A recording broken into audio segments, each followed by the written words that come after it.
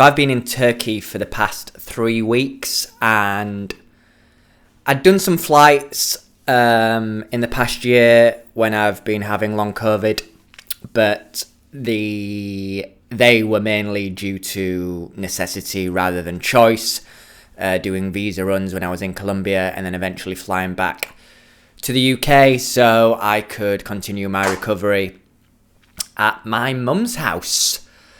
So I arrived back in England in March, and then I went away 3 weeks ago, like the second week of July. This is going out as we pretty much hit August. And I just wanted to share what that has been like. Getting here was fine. No problems at all. Light but manageable symptoms. Some excitement. I was actually looking forward to it.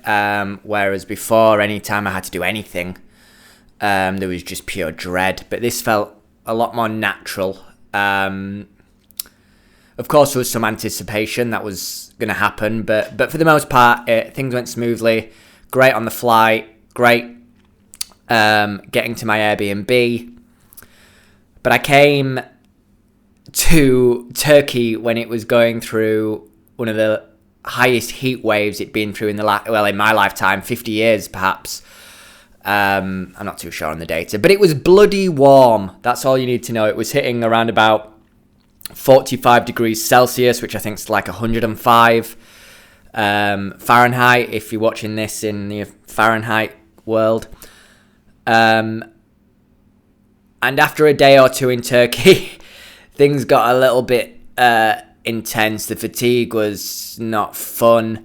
The brain fog came back. The tension headaches came back. Symptoms that I hadn't had for a while came back. And quite honestly, I was looking at flights back to England. I was like, this is a terrible mistake. What am I doing? Thankfully, and I say this to everyone who is thinking about traveling, I had people on hand. My best friend, who's also coincidentally going through long COVID, spoke with me on the phone, encouraged me just to manage the process, which I did. I started doing somatic tracking, somatic meditation, sticking to the usual blueprint, meditation, breath work, trying to be in the moment, being curious about the symptoms, not panicking, making sure I got good sleep, good rest. And over time, I started to settle into it, and then I started enjoying myself. I was getting out, I'm making photos all the time. And it's interesting because I looked at my data, because I don't religiously look at my Apple Watch. I'm not someone who's like monitoring my heart rate or things like that, or completely looking at how many steps I'm doing. I use it more of a guide. And then I may review kind of my activity after the fact, maybe a day or two later. And in the moment of when I felt like I was having a flare-up, my output was still really high, whereas 6 months ago, a year ago, a flare-up would just mean that there's no movement. There's just, I'm in bed. I muster up some energy to make some food, back to bed, and it's just that. So what feels like a flare-up now is actually a lot better than it's ever been. So that's progress in my eyes. But I was still going through it. You know, it was difficult to adjust. The heat was going to be a problem. I think I underestimated that. But then I moved to a different city in Turkey. I'm in Turkey. I don't know if I mentioned that. Where it was cool. I'm in Istanbul at the moment. And the city has such a great vibe to it. And something has happened in the past week which, look, I'm not naive. I know this journey isn't over. I know this is still a work in progress. I know there's things I still need to change within myself to really overcome what I've been going through. And I've not made those changes fully yet. I'm doing well with them in terms of slowing down, being more present, having a better diet, getting better sleep, minimizing screen time, but I'm still not where I should be.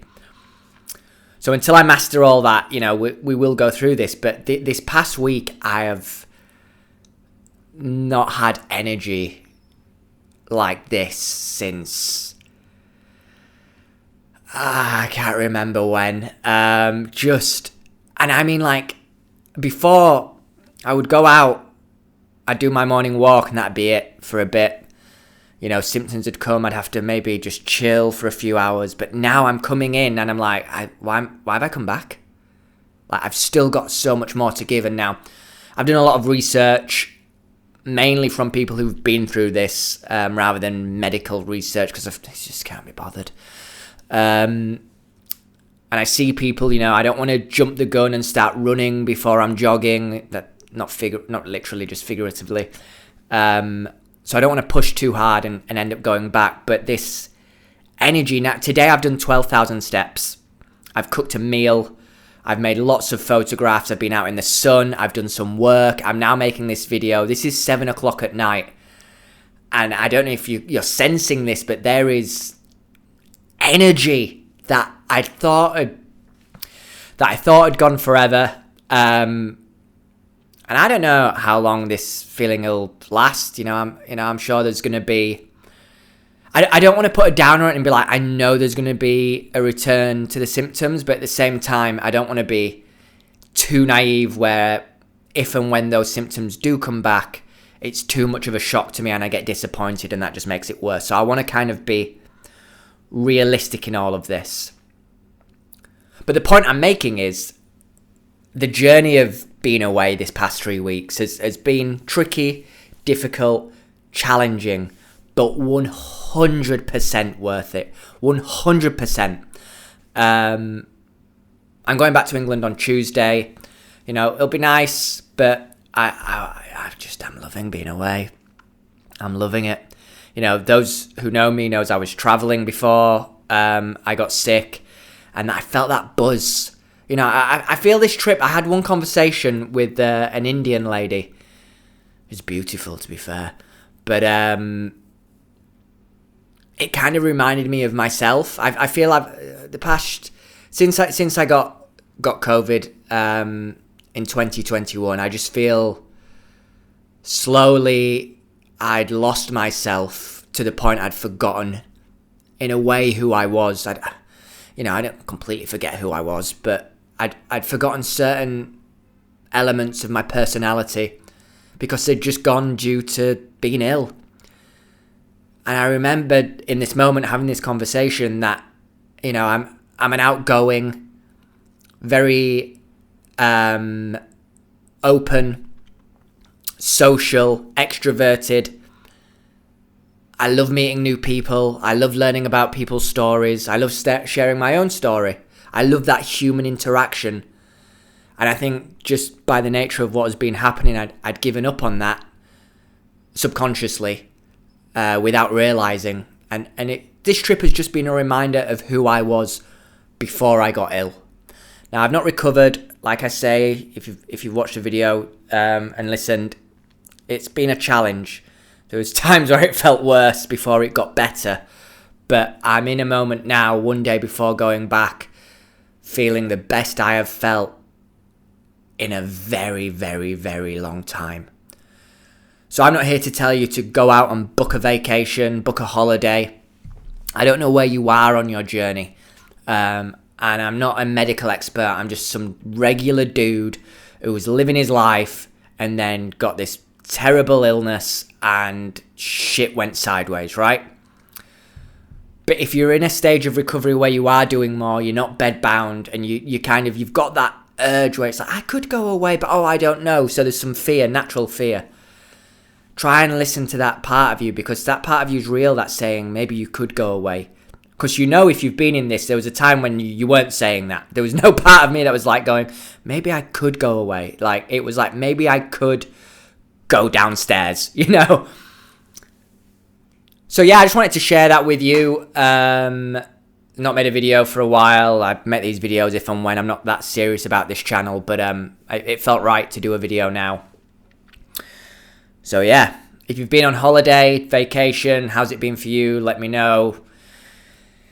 Comment in the comments if you can be bothered. Like it if you liked it.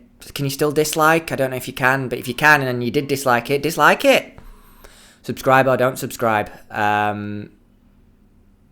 But yeah, I hope this video served as some inspiration just in my personality of how good I'm feeling in this moment serves as some kind of inspiration to you. All right. You guys take care. Thanks for listening if you've listened this far. See you later.